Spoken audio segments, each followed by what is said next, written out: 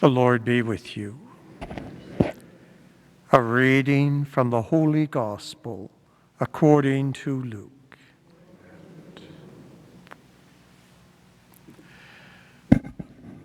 Jesus told his disciples a parable. Can a blind person guide a blind person?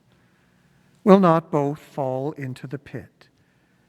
A disciple is not above the teacher, but everyone who is fully qualified will be like their teacher. Why do you see the speck in your neighbor's eye, but do not notice the log in your own eye?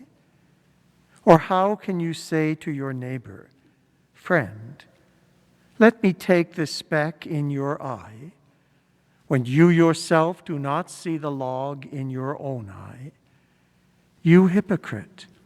First, take the log out of your own eye, and then you will see clearly to take the speck out of your neighbor's eye. No good tree bears bad fruit, nor again does a bad tree bear good fruit. For each tree is known by its own fruit. Figs are not gathered from thorns, nor are grapes picked from a bramble bush. Out of the good measure of the heart, the good person produces good, and out of evil treasure, the evil person produces evil. For it is out of the abundance of the heart that the mouth speaks. The Gospel of the Lord.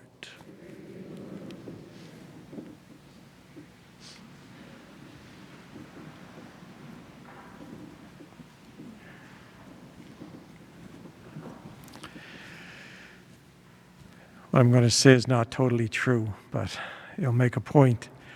Somebody asked me the other day after hearing the Premier's press conference whether he would be able to sing after the changes came in effect.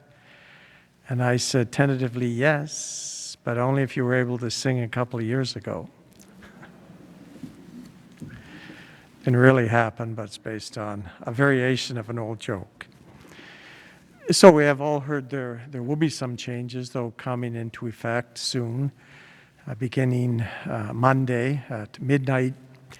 There will no longer be a requirement if you come to a wedding or a funeral for you to present proof of vaccination. We've never, in our diocese, required it to come to Mass. We took advantage of that option that the government gave us, but it won't be required effective whenever the next funeral or wedding is after several days from now. In 2 weeks' time, there will no longer be a requirement to wear a mask or to keep distancing from each other. Now, because something is no longer required doesn't mean it is forbidden. I will tell you that my personal intention will probably be to continue for a while anyway to wear a mask when I am distributing communion. You're free to wear a mask at that point or not to wear a mask. We will also, at least for a while, keep the green markers on the pews. And the reason for that is that it makes it easy for people to keep themselves spaced. We have a good crowd here tonight, and there are still lots of pews where people could sit.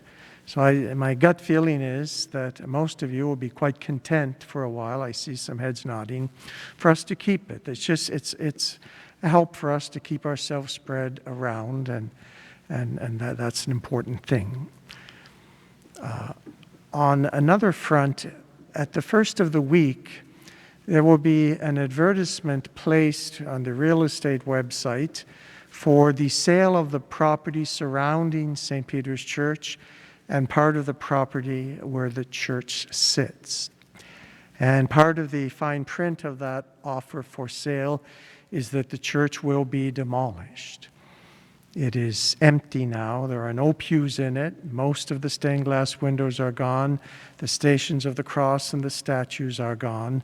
And beginning I don't know, the first of the week or sometime during this week, the organ will begin to be disassembled, taken out of there, with the hope, if we're able to sell the property and make enough to pay the rather expensive cost of demolishing the building, hope is then that that organ will be able to be refurbished and brought back here into this church. It's a very beautiful old Cassavant pipe organ. And so that is our hope. Now, when the church is torn down, what's now, if you're at all familiar with the property, what was the rectory or the old monastery of the Redemptorist Fathers, that is Divine Mercy Catholic School, and that now belongs to them. The diocese gave it to them at the end of the year. And the kind of breezeway that comes through belongs to this parish. It's got a chapel upstairs and a classroom or two downstairs. And then the church belongs to the parish, and the gymnasium, where the bowling alley used to be, also belongs to the parish. Once the church has been demolished, and hopefully none of the things that the school wants to keep using come down with it, then the back portion of where the church was and the auditorium, the gymnasium, will be deeded over to Divine Mercy Catholic School. But we're not able to do that until we have demolished the church. We can't take the chance on somebody who doesn't own any of this, maybe knocking a little too hard and taking down the chapel with it. So we will be maintaining ownership of that until such time as all this can be completed. I'm just telling you this now so that if you hear it on the streets or anywhere else, you will have heard it here first. And finally, Wednesday of this week is Ash Wednesday, and Masses for Ash Wednesday will be offered at 9 o'clock in the morning and at 7 o'clock in the evening, with the distribution of ashes at both of those Masses. And today, when our offertory is taken up, if you have an envelope for the Indigenous Solidarity Fund, I'd invite you just to place it in with your rest of your offering. And if you weren't prepared for that, well, pick up an envelope and maybe place it in next week. So there won't be a second collection taken up today. Simply place the envelopes in with your regular Sunday offertory.